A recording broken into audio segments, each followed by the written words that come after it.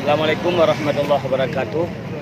Aksi kita pada hari ini dari masyarakat Nanggro Pasir, yaitu dari Aliansi Pecinta Al-Quran, yang hari ini terlibat para santri, juga dari Ormas Islam. Ada yang dari Front Persaudaraan Islam dan juga dari Ikatan Muslimin Aceh Mendaulat. Yang pertama, kita buat aksi ini adalah untuk doa bersama. Doa bersama hari ini kita bacakan wa qul ja'al haqq wa zahaqal batil. Kita doakan kepada Allah Subhanahu wa taala karena kita tidak mampu ke Swedia, kita tidak mampu ke Belanda karena kita punya keterbatasan. Maka kita mendoakan karena doa usilahul mukminin. Doa adalah senjata bagi orang mukmin. Kita doakan kepada Allah Subhanahu wa taala agar segera Allah menghancurkan, mengirimkan balasan yang setimpal kepada pembakar Al-Quran, kepada yang menghina Islam di mana saja, terutama yang di Swedia, di Belanda dan di Denmark. Jadi ini yang lagi viral dalam beberapa hari ini. Karena bumi Aceh adalah bumi aulia, bumi keramah. Mudah-mudahan dengan berkah doa para aulia, dengan kekeramahan para syuhada, dengan kekeramahan Malikus Saleh dan Sultan Iskandar Muda, mudah-mudahan Allah segera menghancurkan yang menghina Al-Quran. Dan juga negara Swedia, Belanda dan Denmark jika mereka tidak mau menghukum para penghina Al-Quran. Kemudian yang kedua, kita juga mendesak pemerintah Indonesia untuk memutuskan hubungan diplomatik dengan Swedia, Belanda dan semua negara yang mencoba-coba menghina Al-Quran, menghina Islam. Kenapa?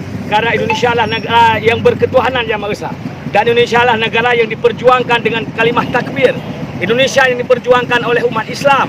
Maka pemerintah Indonesia harus dan wajib mendengar aspirasi umat Islam. Saya rasa semua umat Islam tersinggung yang ada di Indonesia dan marah terhadap aksi pembakaran Al-Quran. Karena kami umat Islam yakin, seyakin-yakinnya, hakul yakin, Al-Quran adalah kitab suci kami, Al-Quran adalah imam kami, Al-Quran adalah panutan kami yang tidak boleh dihina oleh siapapun.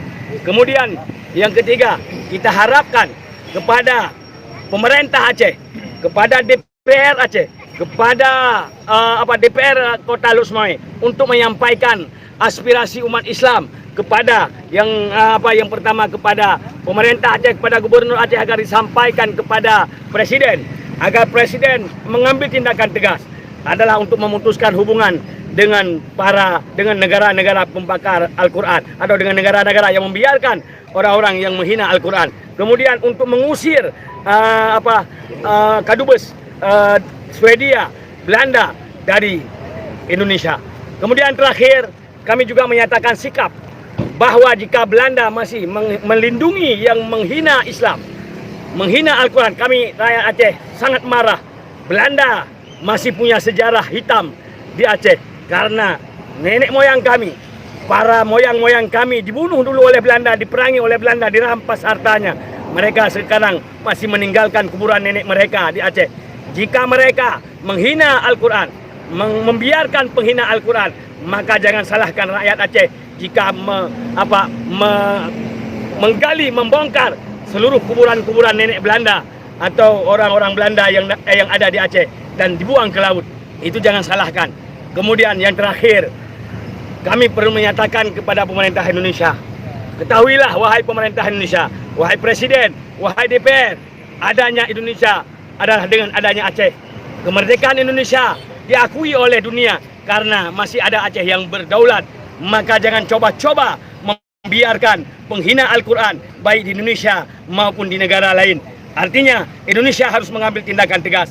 Jika tidak, maka jangan salahkan rakyat Aceh jika kembali bergejolak di Aceh, jika kembali rakyat Aceh menuntut haknya sesuai dengan sejarah. Sekian, Assalamualaikum warahmatullahi wabarakatuh.